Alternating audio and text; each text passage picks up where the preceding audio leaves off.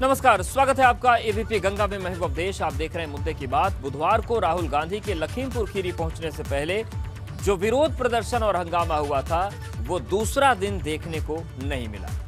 लखनऊ से सीधे प्रियंका गांधी बहराइच के लिए रवाना हुई और लखीमपुर कांड में जान गंवाने वाले 2 किसानों के परिवार से मुलाकात की। लेकिन इस दौरान कांग्रेस के दिग्गज नेताओं को अलग अलग जगह रोक दिया गया, जिससे सियासत एक बार फिर से गर्मा गई।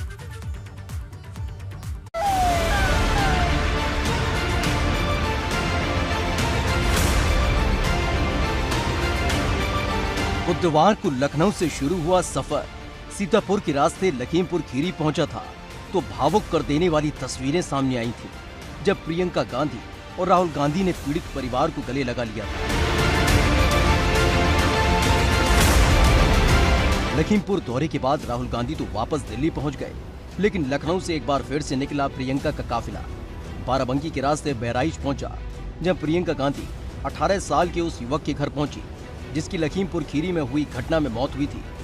प्रियंका का काफिला तेज रफ्तार से बहराइच की तरफ बढ़ रहा था, लेकिन जैसे ही घाघरा से आगे निकला काफिला तो सिर्फ 3 गाड़ियों को आगे जाने की इजाजत मिली। लेकिन बिना ही बहस के प्रियंका कांग्रेसी नेताओं के साथ मृतक गुरविंदर के परिवार वालों से मिलने निकल पड़ी। इस दौरान प्रियंका गांधी के साथ पीएल पुनिया और नसीमुद्दीन सिद्दीकी मौजूद रहे। मृतक गुरविंदर के घर जाकर प्रियंका गांधी ने पीड़ित परिवार को ढांढस बंधाया और दुख की घड़ी में साथ रहने का वादा किया। परिवार के सदस्य सिर्फ एक बात कह रहे हैं, चाहे ये परिवार हो, चाहे कश्यप जी का परिवार हो, चाहे इनसे पहले जो 2 परिवार 3 परिवारों से हम मिलके आए हैं, सब एक ही चीज स्पष्ट कह रहे हैं। उनको मुआवजे से कोई मतलब नहीं है, उनको किसी और राहत से कोई मतलब नहीं है। वे न्याय चाहते हैं, चाहते हैं कि जो मंत्री हैं, जो गृह राज्य मंत्री हैं, वे इस्तीफा दें। एक तरफ प्रियंका गांधी ने बहराइच में मृतक गुरविंदर के परिवार से मुलाकात की, तो वहीं दूसरी तरफ प्रदेश के अलग अलग हिस्सों में कांग्रेस के नेताओं को रोक लिया गया। एक तरफ लखनऊ में राज्यपाल को ज्ञापन देने गए कांग्रेस प्रदेश अध्यक्ष अजय लल्लू राज्यपाल आवास के बाहर धरने पर बैठ गए। बाद में वो राज्यपाल से मिले भी और ज्ञापन भी सौंपा। तो वहीं बरेली में उत्तराखंड के पूर्व सीएम हरीश रावत को टोल प्लाजा पर रोक दिया। शामली में हरियाणा के पूर्व सीएम भूपेंद्र हुड्डा को रोक लिया गया। सहारनपुर में कांग्रेस नेता नवजोत सिंह सिद्धू को रोका गया। तो वहीं लखीमपुर खीरी पहुंच रहे झारखंड के मंत्री और विधायकों को सोनभद्र में रोक लिया गया। दिन भर चली इस कसरत में कांग्रेस यूपी के अमूमन हर जिले में तत्पर नजर आई। जो कसरत कांग्रेस नेता राहुल गांधी के लखनऊ पहुंचने के बाद दिखाई दी थी, इस दौरान प्रियंका गांधी के साथ साथ बड़े कांग्रेसी नेताओं ने अपनी मौजूदगी दर्ज कराई। ऐसे में गुरुवार का दिन भी पुलिस और प्रशासन के लिए चुनौतियों से भरा रहा। Bureau report, ABP Ganga. तो वहीं सपा के राष्ट्रीय अध्यक्ष अखिलेश यादव भी लखीमपुर खीरी पहुंचे और पीड़ित परिवारों से मुलाकात की। तो वहीं दूसरी तरफ सरकार पर हमलावर नजर आए।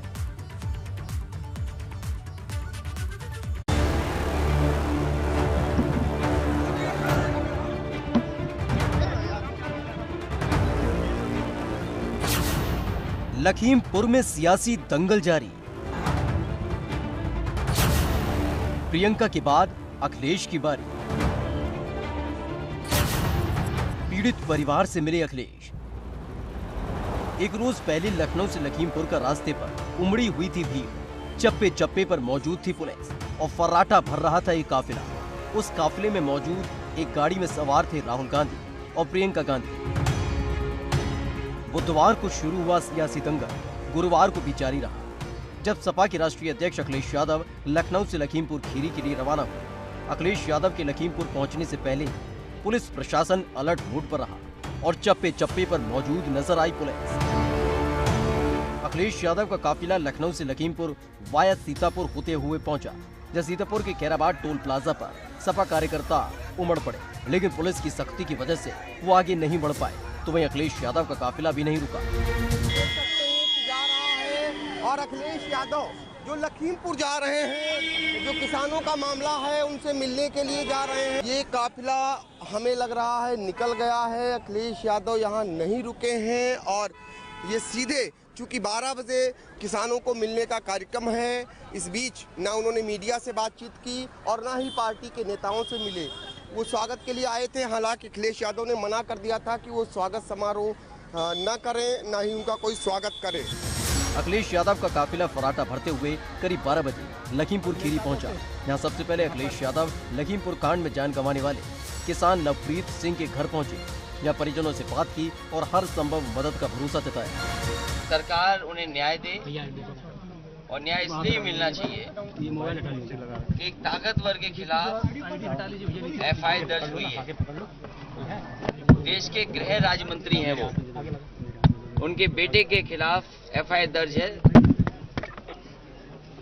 आखिरकार सरकार क्यों गिरफ्तार नहीं करने दे रही है? और अगर गिरफ्तार नहीं हो रहे हैं तो कोई न कोई बड़ी साजिश है इसके। गिरफ्तारी हो, जेल जाएं और परिवार की जो मदद का समाजवादी पार्टी ने मांग की थी कि परिवार को 2 करोड़ रुपए की मदद हो। किसान नवप्रीत के परिवार से मुलाकात के बाद अखिलेश यादव मृतक पत्रकार रमन कश्यप के घर पहुंचे। इस दौरान पीड़ित परिजनों से मुलाकात की और हमेशा साथ देने का वादा किया, लेकिन जैसे ही मीडिया से हुए रूबरू तो हमलावर भी नजर आए। राजनीति नहीं हो रही है, ये गरीबों को न्याय दिलाने के लिए उन्हें हक में सब लोग आ रहे हैं और सरकार ये कहती है कि दमदार सरकार है। तो आखिरकार ताकतवर लोगों को क्यों बचा रही है सरकार? जब एफआईआर में नामजद हैं, गृह राज्य मंत्री पर उंगली उठी है, गृह राज्य मंत्री का वीडियो वायरल हुआ है और सरकार अपना विज्ञापन करती है, वो दमदार सरकार है, तो गरीबों को न्याय नहीं मिलेगा। गरीब न्याय चाहते हैं, किसान यहाँ के न्याय चाहते हैं। बुधवार को जिस तरह से राहुल गांधी ने दिल्ली से लखनऊ होते हुए लखीमपुर खीरी का रास्ता तय किया था, उसके बाद सवाल उठने लगे थे कि लखनऊ से लखीमपुर खीरी का सफर अखिलेश तय नहीं कर पाए। लेकिन ठीक एक दिन बाद अपनी मौजूदगी दर्ज कराकर अखिलेश ने जता दिया कि दुख की इस घड़ी में वो भी किसानों के साथ है। लेकिन मुद्दे की बात यह है कि सियासी दंगल का कितना असर 2022 के चुनावों में पड़ता। एबीपी गंगा के लिए लखीमपुर खीरी से नीतीश कुमार पांडे की रिपोर्ट। 2022 यूपी विधानसभा चुनाव पर सभी दलों की निगाहें टिकी हैं और ऐसे में आरएलडी एक बार फिर से अपनी सियासी जमीन तलाश रही है, जिसकी जिम्मेदारी चौधरी जयंत सिंह के कंधों पर है और इसके लिए आरएलडी ने जन आशीर्वाद की शुरुआत कर दी। लेकिन इस बार चौधरी जयंत सिंह काफी कॉन्फिडेंट नजर आ रहे हैं, क्योंकि जब बात हुई गठबंधन की तो गठबंधन पर 2022 में विचार करने की बात कह दी। आखिर चौधरी जयंत सिंह के इस कॉन्फिडेंस के पीछे की वजह क्या है, इसे देखिए।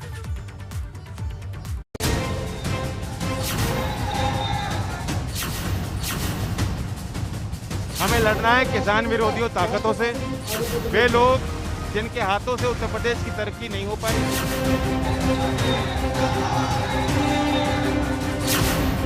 2022 में जीत का ख्वाब,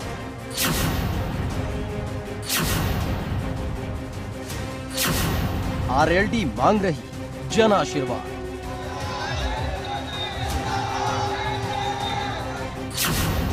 बाईस में विजय का लिया संकल्प।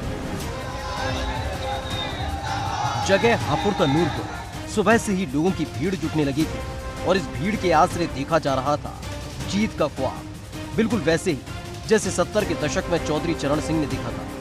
इस बार स्वर्गीय चौधरी चरण सिंह की जन्मस्थली से हुआ 2022 के चुनाव का आगाज। मंच पर मौजूद थे राष्ट्रीय लोकदल के अध्यक्ष जयंत चौधरी और आंखों में जीत की ललक और जिंदाबाद के नारे के साथ हुई शुरुआत आरएलडी के मिशन 2022 की।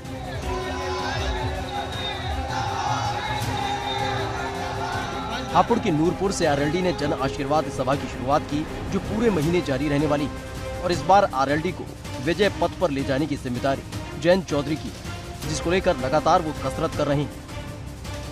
नूरपुर गांव चौधरी साहब की जन्मस्थली है और यहां से इनके बीच, अपने घर परिवार के बीच आकर हम सबको ताकत मिलेगी लड़ने की। हमें लड़ना है किसान विरोधियों ताकतों से, वे लोग जिनके हाथों से उत्तर प्रदेश की तरक्की नहीं हो पाई, वे लोग जिन्होंने क्षेत्र के विकास में कोई योगदान नहीं दिया, उन ताकतों से हमें लड़ना है। 2022 यूपी विधानसभा चुनाव को लेकर आरएलडी ने साफ कर दिया है कि सपा से गठबंधन की बात 2022 में ही जाकर होगी। जयंत जी, कैसे 2022 को लेकर के आप रणनीति तय करेंगे? वो कहा जा रहा है कि सपा से आपका गठबंधन भी होगा। 22 के मसले बाद में होंगे, आज मैं आशीर्वाद लूंगा अपने लोगों का। आगामी विधानसभा चुनाव के मद्देनजर इस जन आशीर्वाद सभा के जरिए आरएलडी और चौधरी जयंत सिंह अपनी जमीन तलाश रहे हैं। ऐसे में जयंत चौधरी को लगता है कि किसान आंदोलन और जाट मुस्लिम एकता से खासी उम्मीदें हैं।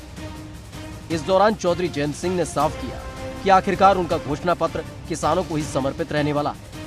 सरदार पटेल की जयंती पर आरएलडी का घोषणा पत्र होगा जारी। किसानों के लिए 6,000 की जगह 12,000 रुपए का होगा ऐलान।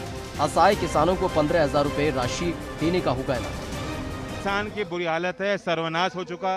देश भर के किसानों पे 17 लाख करोड़ का कर्जा है। ये गन्ना उत्पादन का बड़ा क्षेत्र है, गन्ने का हजारों करोड़ का किसानों पे बकाया है। और वहीं सबसे महंगी बिजली उत्तर प्रदेश में है। पूरे उत्तर भारत में अगर सबसे ज्यादा वसूली एक सामान्य गरीब परिवार से की जा रही है बिजली के नाम पर, वो उत्तर प्रदेश की योगी सरकार कर रही है। तो इन मुद्दों को लेकर हम आए लोगों के बीच। जन आशीर्वाद सभा के दौरान कुछ बदलाव भी देखने को मिले। आरएलडी ने अपनी टोपी में एक तरफ आरएलडी तो दूसरी तरफ किसान एकता जिंदाबाद, किसान मसीहा चौधरी चरण सिंह लिखा हुआ है। पिछले 2 चुनावों में मिली हार को जीत में बदलने के लिए जयंत चौधरी ने जनता से अपील की कि वो अपने गिले शिकवे भूल जाए और गले लगाए और आशीर्वाद दें। ऐसे में मुद्दे की बात यह है कि आरएलडी को 2022 के विधानसभा चुनाव में जनता का कितना आशीर्वाद मिलता है। एबीपी गंगा के लिए हापुड़ से बलराम पांडे की रिपोर्ट। साल था 2016, जगह लखनऊ, जब चाचा और भतीजे की राह अलग हुई और हर बार उम्मीद जताई जाती रही कि कभी न कभी चाचा शिवपाल और भतीजे अखिलेश एक साथ नजर आएंगे। मौका भी आया, लेकिन सिर्फ वो पारिवारिक कार्यक्रम तक सीमित रहा। वो एकजुटता कभी राजनीतिक मंच पर नजर नहीं आई। लेकिन एक बार फिर से जब शिवपाल सिंह यादव ने अखिलेश यादव को साथ आने का न्योता दिया तो मानो इंतहा हो गई इंतजार की। और फिर शिवपाल सिंह यादव ने कर दिया युद्ध का ऐलान।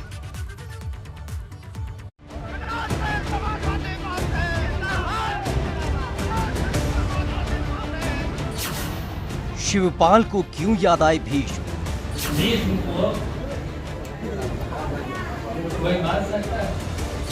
शिवपाल ने फिर किया एकजुटता का आह्वान।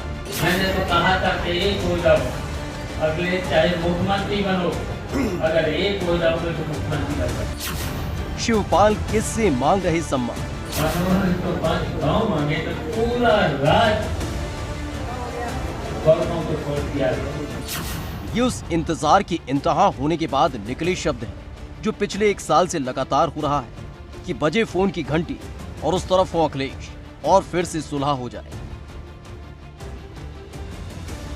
2022 के विधानसभा चुनाव करीब है। सभी दल अपने अपने हिसाब से गठबंधन की गांठों को कस रहे हैं और ऐसे में समाजवादी पार्टी भी लगातार कई दलों से गठबंधन कर रही है।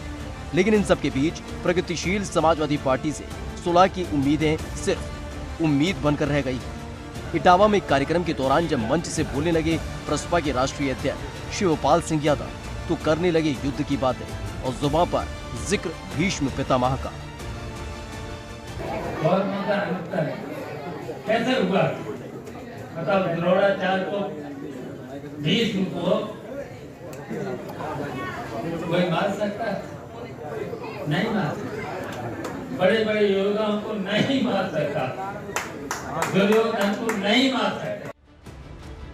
पौराणिक कथा के जरिए वर्तमान स्थिति को शब्दों के जरिए जब शिवपाल सिंह यादव ने खींचा तो सामने था नाम अखिलेश यादव का और दिया संदेश। बताओ कृष्ण अगर उनके साथी नहीं होते पांडवों को तो बताइए, पांडवों ने तो 5 गाँव मांगे तो पूरा राज कौरवों को छोड़ दिया। उसी तरीके से हमने क्या मांगा? हमने तो केवल अपने साथियों का सम्मान मांगा। मुझे दो न दो, हमने तो बहुत कुछ पा लिया।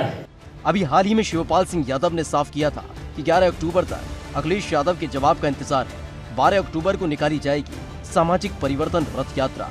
वृंदावन से परिवर्तन रथ यात्रा निकालने का ऐलान। यूपी की 403 सीटों पर निकाली जाएगी रथ यात्रा। शिवपाल यादव बीते 1 वर्ष से अखिलेश यादव के फोन और मैसेज का इंतजार कर रहे हैं। दरअसल 2020 के नवंबर महीने में शिवपाल यादव ने मीडिया के सामने साफ तौर पर कहा था कि वो चाहते हैं कि अखिलेश यादव मुख्यमंत्री बने, लेकिन ये तब तक संभव नहीं है जब तक वो साथ नहीं आएंगे। उसके बाद शिवपाल यादव ने कई बार अखिलेश यादव को फ़ोन किया, मैसेज भी किया कि बात करनी है, लेकिन आज तक वो उनके फ़ोन का, मैसेज के जवाब का इंतज़ार कर रहे हैं। यही वजह है कि जब वो इटावा पहुंचे थे कार्यक्रम में तो उनका दर्द मंच से छलक गया और उन्होंने साफ तौर पर कहा कि अब बहुत इंतज़ार हो गया है और अब युद्ध होगा। उन्होंने कहा कि जब महाभारत का युद्ध हुआ था तब उधर द्रोणाचार्य थे, भीष्म थे, लेकिन पांडवों के साथ कृष्ण थे और इसीलिए युद्ध भूमि में पांडवों को जीत मिली। एक तरफ मंच से इंतजार की इंतहा होने का दर्द छलक रहा था तो वहीं पहली ही फुर्सत में सपा ने साफ कर दिया कि शिवपाल सिंह यादव से लगातार बात भी हो रही है और जल्द ही कोई सकारात्मक निष्कर्ष भी निकल कर सामने आए। हमारे नेता माननीय अखिलेश यादव जी ने स्पष्ट कर दिया है कि 2022 का चुनाव सभी क्षेत्रीय दल, छोटी पार्टियां, साथ ही साथ शोषित, वंचित और पीड़ित समाज को साथ में लेकर के लड़ा जाएगा और सभी को सत्ता में भागीदारी दिलाई जाएगी। रही बात माननीय चाचा जी की, तो हमारे नेता माननीय राष्ट्रीय अध्यक्ष अखिलेश जी से लगातार वार्ता हो रही है। बहुत जल्द इसका फैसला जनता के सामने आएगा। 2022 में सपा की सीधी लड़ाई सत्ताधारी भाजपा से है और जब सुलह समझौते का जिक्र हुआ था तो भाजपा ने भी साफ कर दिया है कि जो कला 2016 में शुरू हुई थी वो अभी सुलह के रास्ते पर नहीं आ पाई। समाजवादी पार्टी के भीतर की जो कलह थी वो भी समाप्त नहीं हुई है। शिवपाल सिंह यादव जी ने लगातार बार बार प्रयास किया कि कैसे वो भतीजे को मना ले और चाचा भतीजा एक हो जाए, लेकिन जो बंटवारे का हिस्सा है उसको लेकर के अभी भी सहमति बन नहीं पाई है और इसीलिए ये अभी तक केर बेर का संग हो नहीं पा रहा है। वास्तविकता में अखिलेश यादव जी आज अभी भी इतने अभिमान में है कि वो बाकी लोगों के साथ तो गठबंधन करने के लिए हर संभव प्रयास कर रहे हैं, लेकिन अपने चाचा को मान सम्मान नहीं दे सकते। एक तरफ लगातार शिवपाल सिंह यादव सम्मान का जिक्र कर अपने घर के दरवाजे खोले बैठे हैं तो वहीं दूसरी तरफ इंतजार लंबा होता दिख रहा है। ऐसे में यूपी विधानसभा चुनाव में 5 महीने से भी कम का वक्त बचा है। देखना दिलचस्प होगा कि सपा और प्रसपा के बीच की दूरी इन 5 महीने में पट पाती है या फिर इंतजार सिर्फ इंतजार बनकर रह जाता है। एबीपी गंगा के लिए लखनऊ से अनुभव शुक्ला की रिपोर्ट। प्रधानमंत्री नरेंद्र मोदी का मिशन ऑक्सीजन। देवभूमि उत्तराखंड को ऋषिकेश एम्स से पीएम मोदी ने पूरे देश को पीएसए ऑक्सीजन प्लांट की सौगात दी। पीएम केयर्स फंड की मदद से पूरे देश में लगाए गए ऑक्सीजन प्लांट का प्रधानमंत्री मोदी ने एक साथ वर्चुअली उद्घाटन किया। पीएम मोदी ने इस दौरान कहा कि कोरोना से लड़ाई में भारत का सामर्थ्य पूरी दुनिया ने देखा है और ये बेहद गर्व की बात है कि हमने बेहद कम वक्त में कोरोना के खिलाफ मजबूत जंग लड़ी है।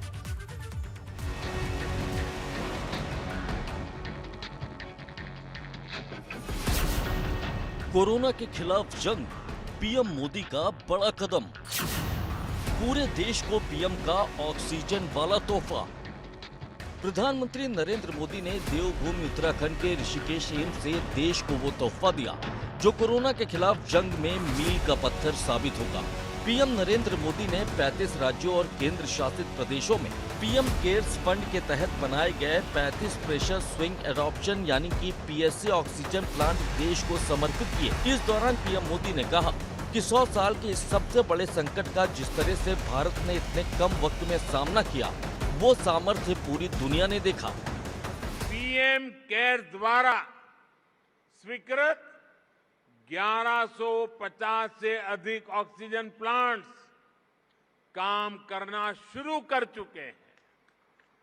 अब देश का हर जिला पीएम केयर्स के तहत बने हुए ऑक्सीजन प्लांट से कवर हो गया है।